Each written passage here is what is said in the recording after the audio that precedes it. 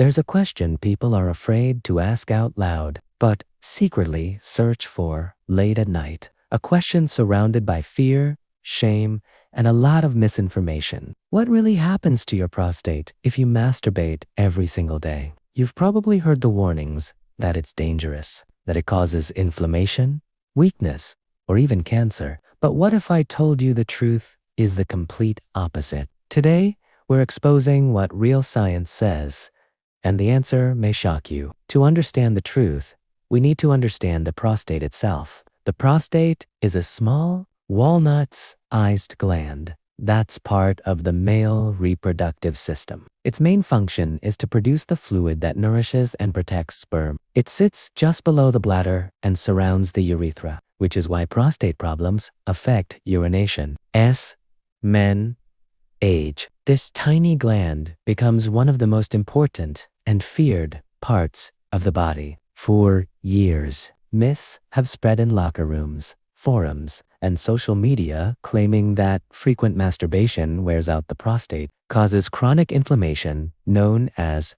prostatitis, or increases the risk of prostate cancer. These fears feel real because prostate cancer is one of the most common cancers in men. But for a long time, these claims were never backed by real science, just fear passed down as advice. That changed when researchers decided to actually test these beliefs. A massive long-term study conducted by Harvard University followed nearly 32,000 men for almost 20 years. Scientists tracked lifestyle habits, including ejaculation frequency, and compared them to prostate cancer rates. When the results came in, they completely destroyed the old myths. Men who ejaculated more frequently had a significantly lower risk of developing prostate cancer. In fact, those who ejaculated 21 times or more per month had up to a 33% lower risk compared to men who ejaculated only 4 to 7 times per month. Let that sink in. The very habit men were warned against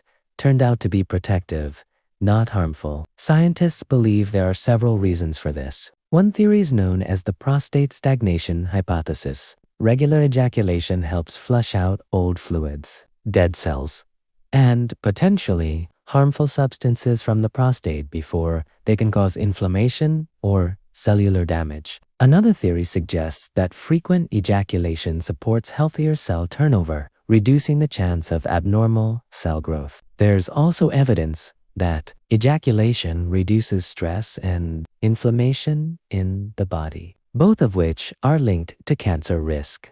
This wasn't a one-time finding. Other major studies, including research from Australia, have shown similar results. Again and again, the evidence points to the same conclusion. Regular ejaculation, whether through sex or masturbation, is linked to better prostate health. However, this does not mean ejaculation is a magic cure. These studies show a strong correlation, not a guaranteed prevention. Prostate health depends on multiple factors, including genetics, diet, weight, activity level, and regular medical screening. Ejaculation is one important piece of the puzzle, not the whole picture. A healthy diet plays a major role. Foods rich in lycopene, like tomatoes and watermelon, omega-3 fatty acids from fish, green tea, and plenty of fruits and vegetables support prostate health. Regular exercise helps control weight, and obesity is linked to more aggressive prostate cancer. Avoid smoking,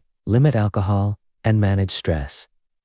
All of these matter. Nothing replaces regular checkups. Men over 40 or those with a family history of prostate cancer should talk to their doctor about screening options like PSA tests. Early detection saves lives. So let's answer the question honestly. What does daily masturbation do to your prostate? According to real science, not internet myths, it is not harmful, and it may actually support long-term prostate health when combined with a healthy lifestyle. Masturbation isn't your enemy. Ignoring real science is. If this video helped clear the confusion, hit like, subscribe for more science-based health content, and comment below.